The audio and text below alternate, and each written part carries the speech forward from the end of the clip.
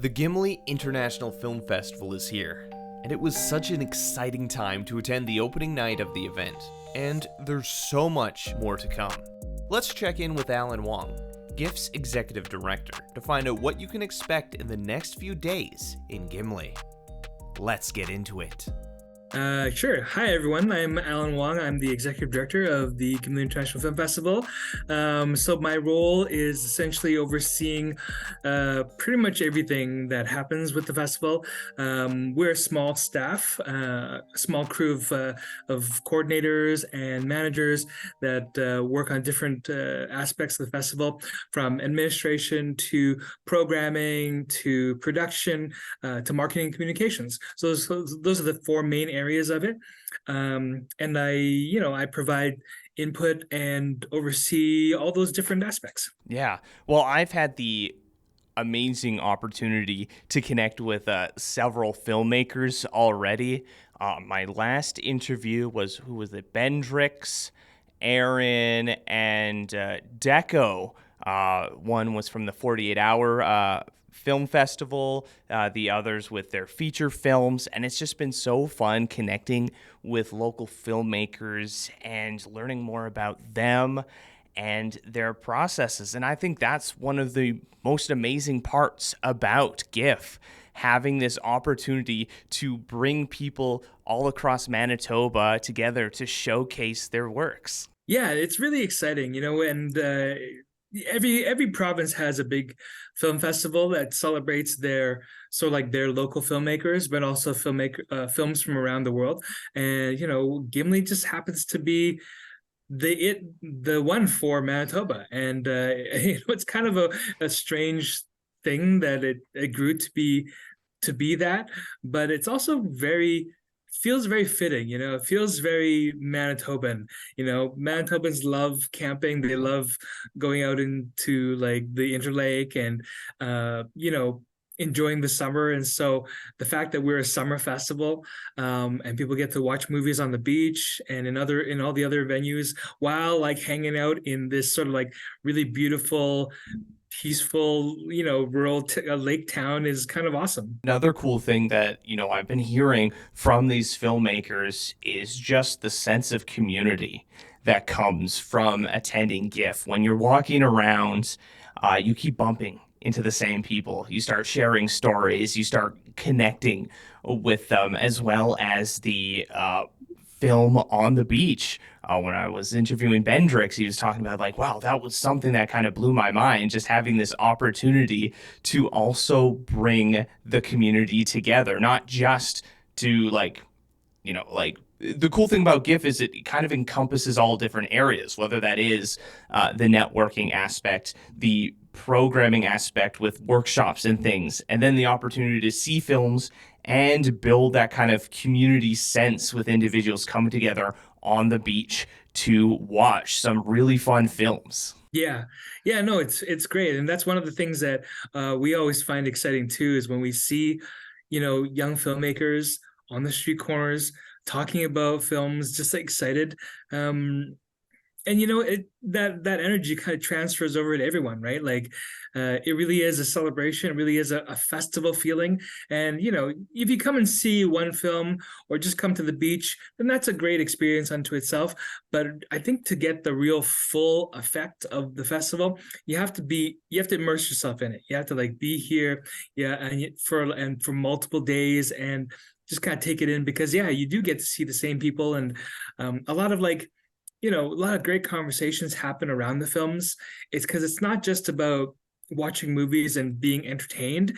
A lot of the movies are quite thought-provoking or kind of controversial, or and they'll generate this kind of conversation. They'll stimulate the conversations, and that's kind of the point as well of a lot of the films, is because they're not just sort of like Hollywood entertainment. They're a little bit more than that, and I would say a lot more than that. And they're also made by independent filmmakers, not attached to like a huge studio or anything like that. So these are some pretty unique stories that you're not going to see in other places, especially not like on streaming, or you may see some of the films like end up on a streaming platform like years down the road. For example, we showed remember a couple of years ago we showed a film called Mowgli Mowgli, and I saw it on Crave the other day as I was flipping through, and Wow. I was like, oh, that's great because it's a great movie. Uh, yeah, and about a band, and a unique one too. So yeah, so eventually sometimes these movies do end up on streaming platforms, and I think that's great because then they reach a broader audience. But you get to, we're the ones that kind of like curate it and select it, and that way you can kind of, people who come kind of trust that what they're going to see is going to be a good of good quality, and b something unique, that isn't superheroes and Tom Cruise. Not franchise sort of options. Yeah, being able to see a variety and stories that wouldn't necessarily get approval from like a big Hollywood executive because, they don't like taking chances. And GIFF is a place to see those different stories, those stories that explore different things. Diaspora, I think, is a perfect example of a film that reflects life. Deco was working on it before the Ukraine war and before Ukrainians started coming over. So, like, when they're talking about newcomers coming in and the diasporas that make up Manitoba, he couldn't even expect or didn't even anticipate, like, what sort of thing that would happen in the future for it.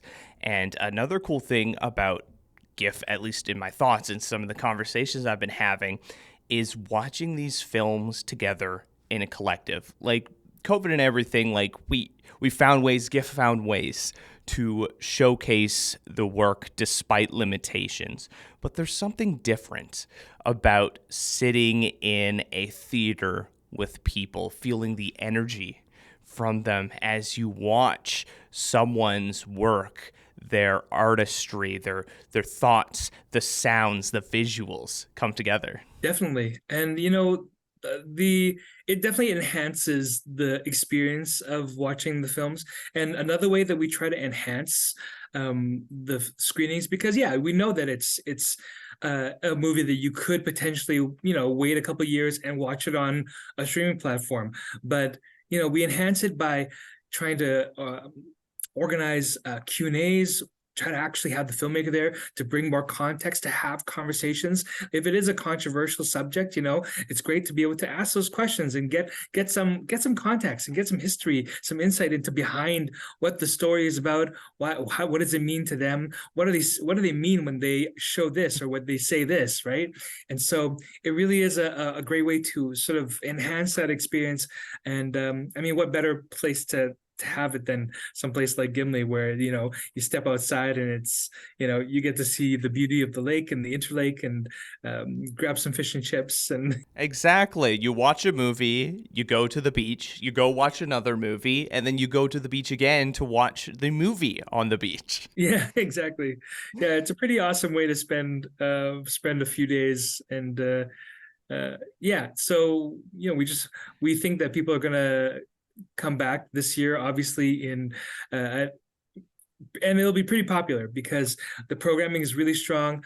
We've already sold quite a few passes and tickets, and so things are really rolling along here. And yeah, it's going to be an exciting time. Just the more people can come, it adds to the energy, adds to the excitement, and yeah, we hope to have some really great conversations about some of these movies. The Gimli International the Gimli International Film Festival. Say that 10 times fast. We've already talked a little bit about the different kind of variety that's there, but why don't you, for the audience, walk us through the programming for that, 5 days? Oh man, well, there's so much. I mean, the best thing to do is really to go to the website, and on the Inventive website, actually, it's great because it's very useful. You can there's little tags right on the film guide, that say if you want to look at what all the beach movies are, you can just click on the beach and it'll pull up all the beach movies. If you want to see what all the industry sessions are,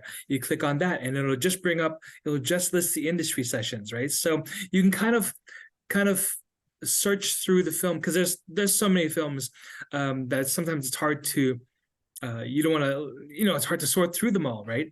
But if you can kind of break them down to little categories or little groups, then it's a little bit easier to get a sense of what's all available.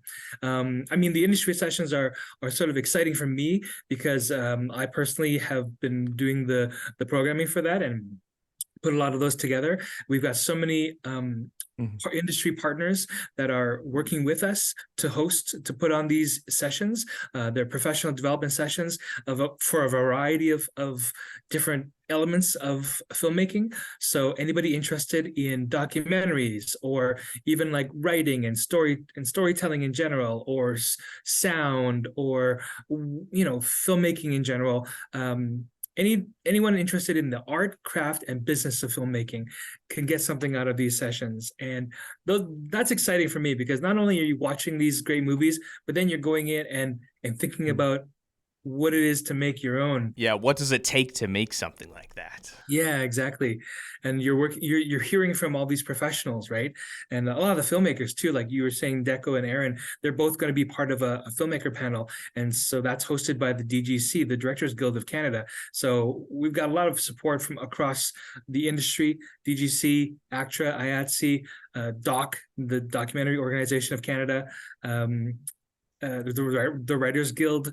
So there's lots of different industry partners that are coming to be a part of it, and that kind of adds a lot of excitement too. And so it's great for networking, it's great for meeting other filmmakers, and great for celebrating each other's work, because obviously the filmmakers who are going to be there, they'll meet other filmmakers who also have films in the festival and get to know them, and hopefully connections will be made, memories will be made, of course. And who knows what it can lead to, right? Yeah, it goes through a lot of the aspects of like supporting local creators. Like, not only is it showcasing their films, but like providing the space for the Winnipeg Indigenous Film Collective, providing them an opportunity to showcase their works, as we're continuing to see just a boom in Indigenous content here in Canada, which I think is incredible. What is it, Little Bird on Crave right now? There was a movie in theaters about residential schools. There was a horror movie, Blood Quantum, that came out, what was it, last year or the year before? So we're continuing to see more stuff. We showed that as well. Yeah, and I think the one about residential schools, that's the one that stars Leonardo DiCaprio, right? Oh no, that's a different one. The residential schools one, there's been quite a few movies about residential schools, but the Winnipeg Indigenous Filmmaking Collective screening, yeah, that would be a special one. We do have Indigenous filmmakers in like the regular shorts program, but this is just an additional way that we can kind of highlight some of the great work that's being done by Indigenous filmmakers in Manitoba. That collective specifically has really grown and developed into something quite great, because it really does. The members are very prolific in making films, and they even collaborate on a lot of films. Like last year's Rain Vermette's Saint Anne was a film that they all kind of worked on together, and that film went on to like win a ton of awards, and like won the best Canadian film at TIFF and all this stuff, and won awards at our festival last year too. So it really is a kind of a good example of how, when you get a group of people together for the right reasons and you give them support and you encourage them, they can accomplish pretty great things. And so that's just not only is that a great way for us to, highlight and showcase Indigenous stories, but it's also a great inspirational example of teamwork and how the right mentality can make a big difference. I had the opportunity to have Rachel down in the studio to talk a little bit about the collective and how it's grown over the years and some of their plans. I can't quite remember correctly. It's either it has happened or it will happen that they're bringing people together for kind of a fight choreography event, which sounds really cool. Nice. Yeah, no, we've had that before. I know that there's been different organizations and different individuals who've held fight choreo workshops, and so it's always a really interesting and fun and engaging sort of workshop because yeah, it's kind of who doesn't like a good action sequence, right? Exactly. And the more people that we can, provide within the industry with these skills, the more vibrant our films are going to become. Definitely. Another thing is the pitch competition. Catherine Delude, whose short film documentary "I Would Like to Thank My Body," she will also be pitching there, and this is her first time, so she's a little nervous. But why don't you tell me a little bit about what this pitch competition looks like? I know at the end it's $10,000 to help them make the film. Yeah, so I did the pitch competition myself. I was one of the finalists back in, I think it was 2018, 17 or 18, one of those years. And so when I did it, I can say it is kind of nerve wracking because you have to deliver this pitch in front of people, and it's almost like you're memorizing this speech. I had a video that I timed everything out to with that was a part of my pitch. It is a little bit nerve wracking, but it's also very exciting, and it's a great opportunity to practice what it's like to pitch. And it's a very for a filmmaker, for anybody who has any artist really who has ideas and wants to get funding for it, pitching is an important skill to have because essentially it's just the ability to talk about your idea in a way that is exciting, that is efficient, and engaging without over explaining it. To get other people excited about your idea. And so that's at the core, that's what it is. And then and so all the finalists of the pitch competition, they all get passes to the festival, because there's really no losers. Everybody gets something. RBC does a really great job of sort of like supporting and all of the finalists. There's always like a luncheon that we get to do afterwards, and then the pitch itself. I mean, even just hearing the feedback from the judges, the live panel of judges, that's also very, very useful, because they're professionals and they know what they're talking about, and even when it comes to just pitches, they can give you some pretty good insight into your film that would help it maybe like develop further. Like even if you don't win, you can definitely get something out of that.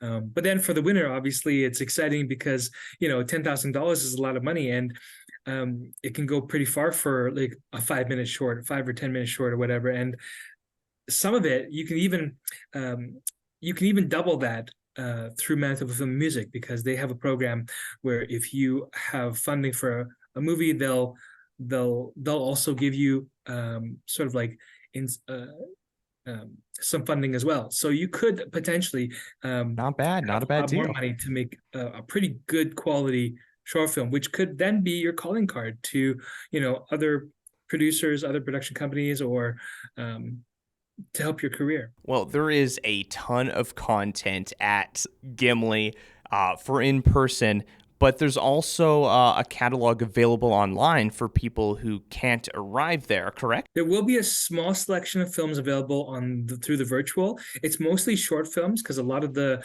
feature films, a lot of distributors, we're seeing a trend now of people not really going for the online window anymore, just because it was very popular during the pandemic, but now that things are back in person, they're kind of opting for in person only. And perhaps it is complicated, especially with the streaming world nowadays. They might be in negotiations for a streaming window, right? Like a window of time, or like a sale to a streamer, and they don't want to mess with that, and so they don't want to have the film available online. And there's other risks that they take with that too. But that being said, we do have some films available online, and we'll be putting out that information, that list of films very soon. I don't know when this is going to be going out, but by the time this goes out, probably we'll have that list up on our website. Awesome. Well, thank you so much, Alan, for taking the time to chat with me. I know I'm incredibly excited for GIFF 2023.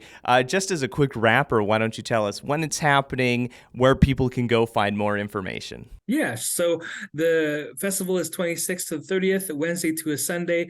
The information can all be found on our website, gimlifilm.com, and through there you can find the list of the schedule, the list of all the events, any other information about the festival, like about the festival shuttle we have going on this year, coming from Winnipeg to Gimli on a daily basis, any of the special events, the description of the industry sessions, the link to the box office where you can buy your tickets or buy your passes and then go in and book. If once you have a pass, you basically register your account. It's very similar to Eventive it is Eventive or Eventbrite, I guess is what it would be similar to. You register, you enter your you log in and then you can go ahead and book advance tickets to a lot of the films. And I would definitely recommend getting advance tickets just because if something does sell out, then you don't have to wait in the rush line, and you don't have to you get a better selection of seats and